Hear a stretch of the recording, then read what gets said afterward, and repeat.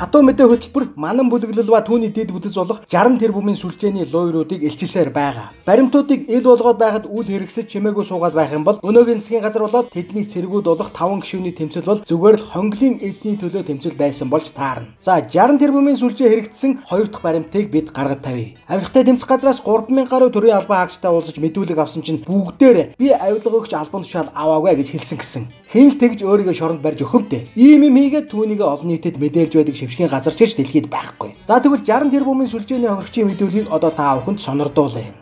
Биш нөгөө 60 тэрбумд ороод тусгацсан шүү дээ. 60 тэрбумд ороод тусгацсан шүү дээ. 60 тэрбумд ороод тусгацсан шүү дээ. Нөгөө 16 оны 8 сард сонгуулийн дараа Бямцх сайд ирээд за өөрөө ойлгож байгаа шүү дээ. Улс төрийн хүн одоо яваарай. Заал гэсэн тэгээд. Ийм замаар одоо буруу шийдвэр гаргахад оролцсон хүчин давтаж яасан зарим нь мэдсэн ч мэдээгүй царайлж хийсэн ч юм ийм төрлийн албаагч нар маш олон байна. Энэ хүмүүс одоо дуурах хэрэгтэй.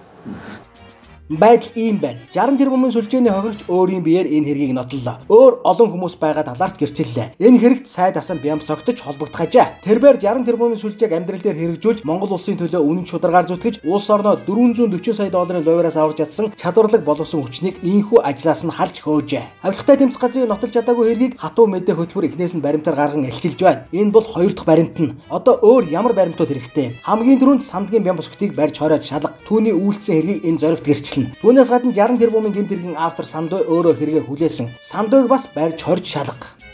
Биш нөгөө 60 тэрбумд ороод тусгацсан шүү дээ. 60 тэрбумд ороод тусгацсан шүү дээ. 60 тэрбумын хэрэгтэн би Сандуй.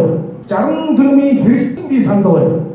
Ерөнхий сайдаа ерөнхийлөгч улсын хурлын дарга манай хөтөлбөр гэмт хэргийн хөдөлшгөө баримтуудыг гаргаж тавилаа. Харин үүнийг эцэслэн шийдвэрлэх тал дээр ажиллах нь та нарын үүрэг. Үүний төлөө та нарыг монголчууд бид эцсээ хүртэл дэмжсэн билээ. Авилгатай тэмцэх газар шүүх прокурорын удирдлагыг яаралтай сольж манан бүлэглэл шудраг усын хонгол 60 тэрбумын сүлжээний гэмтнүүдийг торны цаан суулгахыг ард түмэн та нарт даалгаж та нарыг дэмжсэн билээ. Одоо харин бид үүнийг нэг л хатуутай шаардаж нүд савчилгүй харан хүлээд суух болно. Бүх эрх мэдэл та нарт очсон тэр хүчийг ард түмний дэмжлэгээр та нар авсан. Одоо хийх л үйлдэлээ бид харж л бай.